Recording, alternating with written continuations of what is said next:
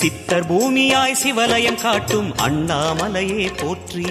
சிவ ஓம் நம சிவாய. பக்தர் நெஞ்சினை சிவமயமாக்கும் சிவபெருமானே போற்றி. ஹர ஓம் நம சிவாய.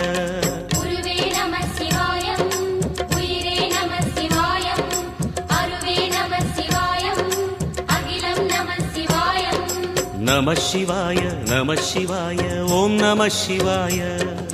நம சிவாய நம சிவாய ஓம் நம சிவாய.